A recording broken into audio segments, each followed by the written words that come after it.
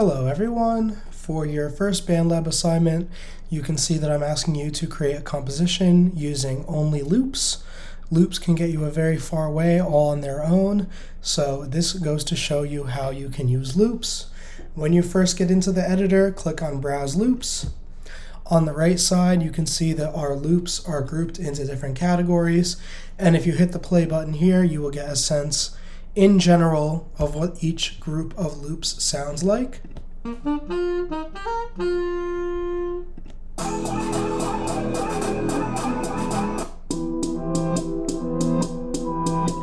So for whatever vibe you want, you can click on that group of loops and it will give you hundreds or maybe less than hundreds, but it will give you different loops that fit into this category, and you can hit the play button on each one to see what each one sounds like.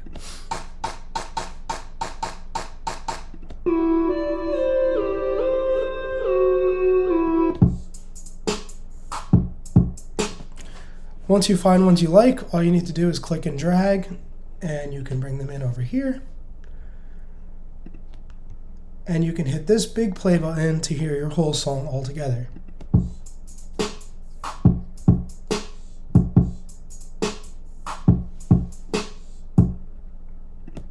So you can see that this loop is actually just 4 measures long, measure 1, measure 2, measure 3, measure 4. And after 4 measures, it ends, and it does not continue going. If you want a loop to continue, what you're going to do is right here, where you have this little loop icon, and it looks like a circle, like a loop. You click here when you can see my arrow change, and you drag to the right, and you can see that in a shaded color, it repeats, and it loops. And now, when I hit play, it's just going to keep going, not for 4 measures, but this time for 12 measures. So let's listen.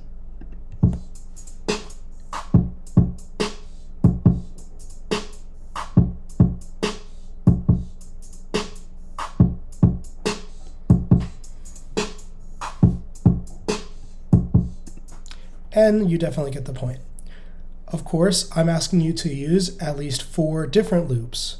So I could take a synth and add it in, and you can see it says right here, drop a loop or an audio MIDI file. So I will just do exactly that. I'll drop a loop in here. And if I drag it from left to right, that will determine when it comes in. So if I drag it all the way to the left, and I drag this all the way to the left as well, they will both start right here at the beginning. But I could also drag it and offset it by a little bit.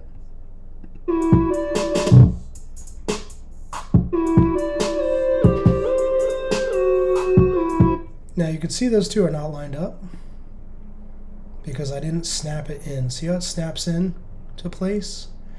So if I make sure that it snaps into place so that it lines up exactly with the second measure, everything should sound a little bit more aligned.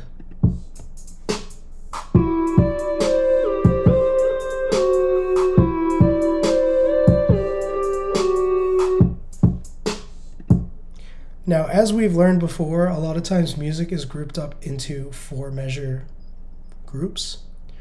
So in order to make this a little bit better aligned into 4 measure sections, I can use this tool at the bottom here to actually clip this off shorter. And you can see that I can just take part of this and I can clip it away. Okay, so this is the maximum length. If I drag on the bottom, I'm just going to drag out into empty track of nothingness.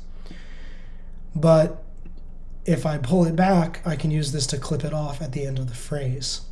A phrase is a group of 4 measures, or a group of a certain number of measures.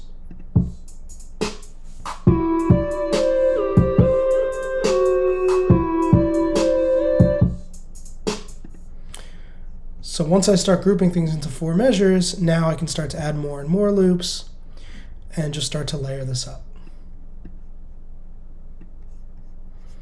Maybe add a little special effect sound in here. Again, I can use these tools on the bottom to trim this off.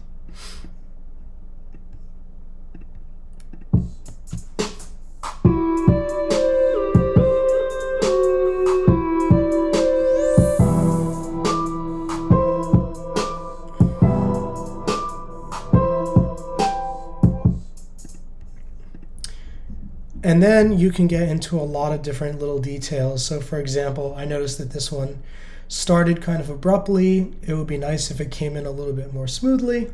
So I can use this tool up here, which is going to be automation. That's something that's going to allow you to change the volume level over time, for example. So if I click on this, it's going to give me a volume level over time. And I could, for example, make it get quieter over time, which this is the opposite of what I want, but here's how it would sound.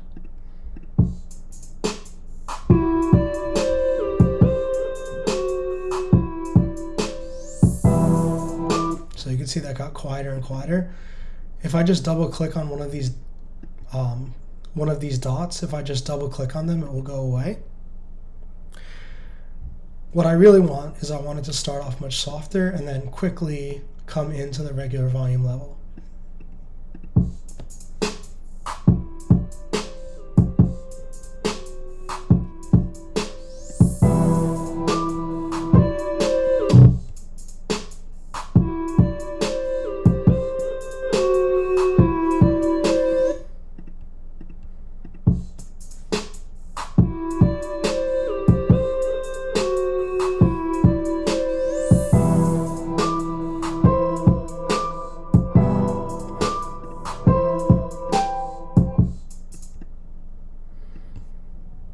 Okay, so this would totally fit what I'm asking for this assignment. Maybe just to finish it off, we could take some fun little special effects sound. Where did those guys go?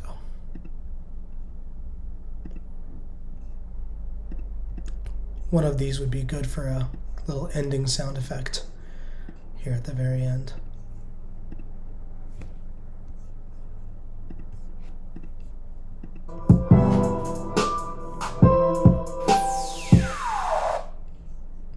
So there you go. That's something very, very simple.